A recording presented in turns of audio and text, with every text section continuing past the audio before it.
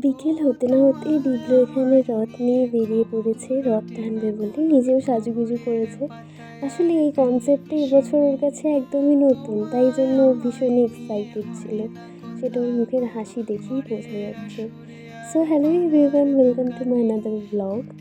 আজ ছিল সোজা রথ, আর আমাদের বাড়ির অপোজিটের বাড়িতেই যেহেতু জগন্নাথ দেবের মাসির বাড়ি, তাই জন্য প্রতি বছরই এখানে রথে করে জগন্নাথ দেব আসে।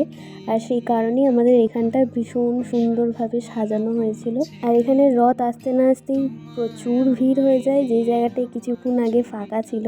তো তারপর রথ আসার পরে এখানে সবাই মিলে হরিনাম করছিল। দেন তারপরে এখানে রাধাকৃষ্ণর নাচ দেখার পর এবারে আসি জগন্নাথ দেবের কাছে।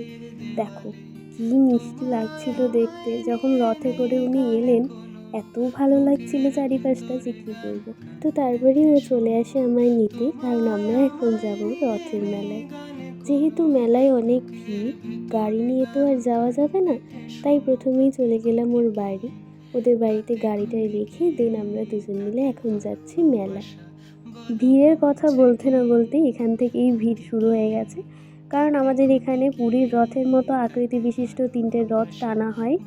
জগন্নাথ, বলরাম, সুভদ্রার আলাদা আলাদা রথ, যেটা দেখবে বলে মানুষ অনেক দূর দূর দিয়ে আসে।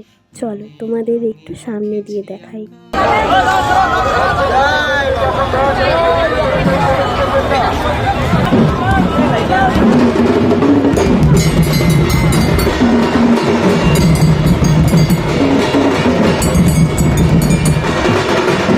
আশা করছি এখানের পরিবেশটা দেখে তোমরা বুঝতেই পারছো যে এখানে ভিড়টা ঠিক কীরকম ছিল।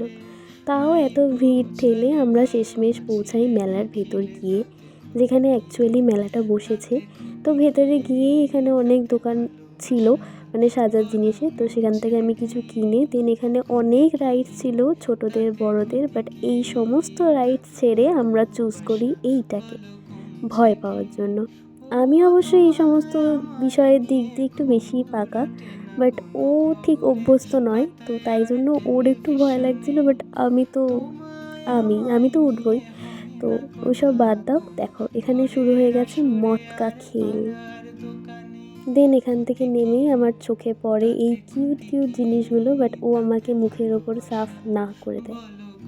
তারপর বেরিয়েই আমাদের সাথে দেখা হয় কিউট জগন্নাথ দেবের রথটার সাথে, এটাও ভীষণ সুন্দর ছিল। তো তারপর ওখান থেকে আমরা প্রসাদ কালেক্ট করে দেন আমরা চলে যাই ওই মেলার অপোজিটেই একটা রেস্টুরেন্ট ছিল, মানে ক্যাফে কাম রেস্টুরেন্ট, যেটার নামও ছিল রথ। তো সেখানেই আমরা চলে যাই ডিনার করতে, যেহেতু রাত অনেকটাই হয়ে গিয়েছিল।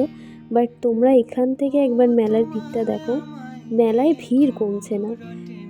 প্রায় 1 ঘন্টা মতো বসে থাকার পরেও আমাদের যখন অর্ডার আসে না, দেন আমাদের অবস্থাটা ঠিক এরকমই হয়। আমার না, ওর অবস্থাটা, কারণ রাত বেশ অনেকটাই হয়েছিল, তো আমাদের দুজনেরই খিদে পেয়েছিল।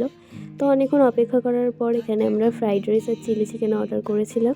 দেন আমরা রাতে ডিনার করার পর বাড়ির জন্য কিছু খাবার নিয়ে তারপরেও আমাকে বাড়ি পৌঁছে দেয়। So that's it for today. ভালো লাগলে ভিডিওটা লাইক করে দিও।